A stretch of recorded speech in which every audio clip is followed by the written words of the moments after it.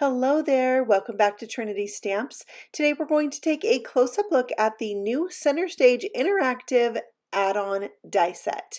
This die set has so many pieces. We're going to break it into two sections. These are the pieces you need to create the interactive element. So the first one I showed you I call the doors. The second one was the window. Then we have this half circle. We have the arms. And last is the stabilizing pieces. And I'm going to show you how all of these work together to create a fun shadow box card where the curtains are pulled back to reveal a scene. This die set also comes with several fun pieces to help build the scene, including a microphone stand, a light, the light beam, sentiments, stars, and masks. I also have some step-by-step directions in the description box below this video so you can print those out if you'd like to follow along with that. Here's what the pieces look like when you put them together. This is just a all-white prototype to kind of show you what I'm talking about.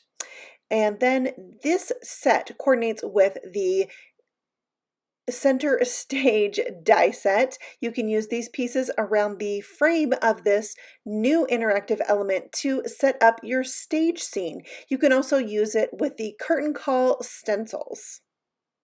And here's one last look at that prototype so you can see exactly what we are about to create.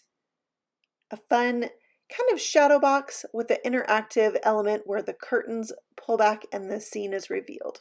So first you want to cut two panels that are 8.5 by 3.5. These should be from sturdy cardstock. You don't want to use lightweight when you're doing this. Next you want to cut this window from one of those panels and leave the other one as it is. So I'm just going to tape that in place once I get it mostly centered, and then I will not need that piece that I cut away, just the frame. Next, we're going to take this half circle and cut a portion of the card away that's going to allow us to have spots to grab those curtains and pull them back. So do that on both sides.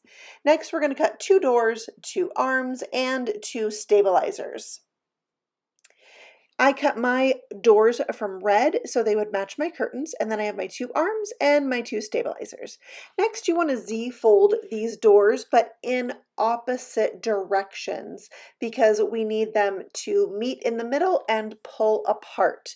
When you do this, make sure that the folds of these are in the center and touching each other, and there's two slits that die cut from these. You want to make sure those are at the bottom or closest to you so you can see how these are supposed to look.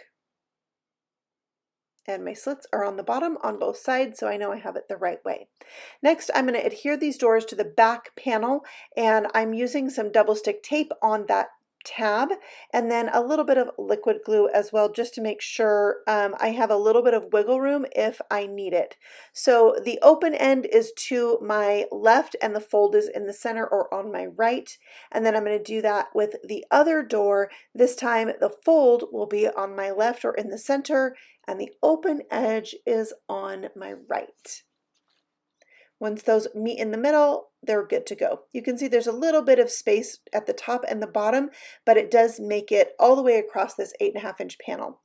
We need it a little bit smaller so it will fit in the stabilizer channels. Next, we are going to add the arms. These arms are what you're going to adhere your cute images to. So you just need to fold up half of that tab and then insert it into the slit, and then you can unfold that tab. So again, fold up the tab,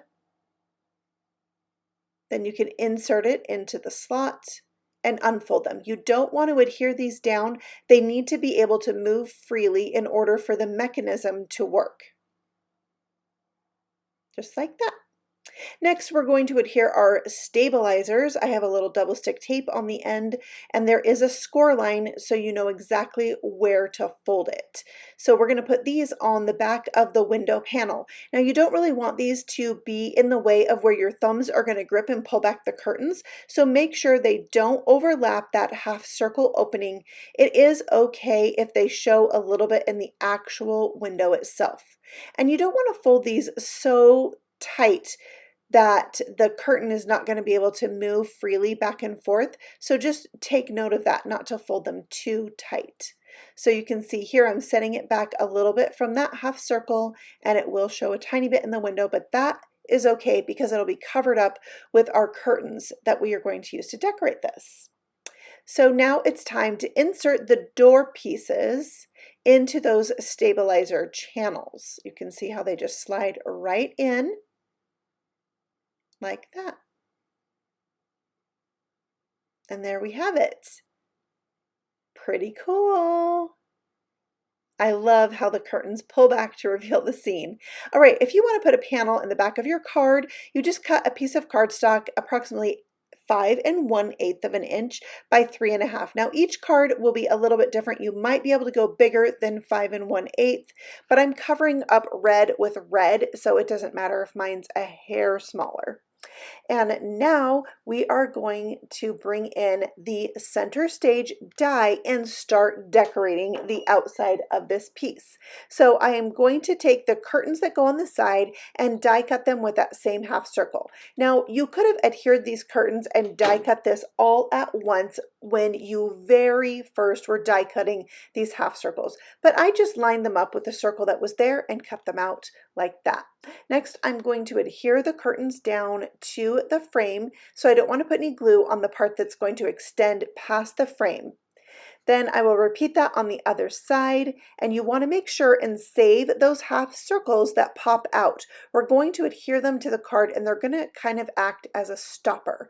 So I'm going to press my card down so it's flat and adhere those half circles in those openings with a foam square so that my door pieces will not slide back and forth so much. It's the front of the card, the window, that can slide back and forth on this card, and those foam squares are going to help a little.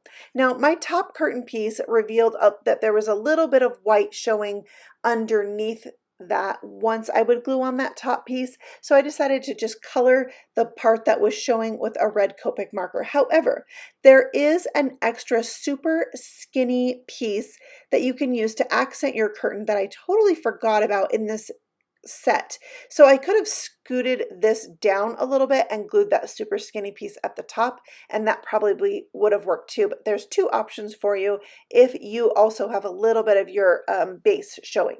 Next, I'm adding on the stage part, and all I did was put glue and then scoot it up so it covered up all of the white, but I knew that I would probably have a little excess of this stage, and now I can just cut that off so it's flush with the bottom of the card.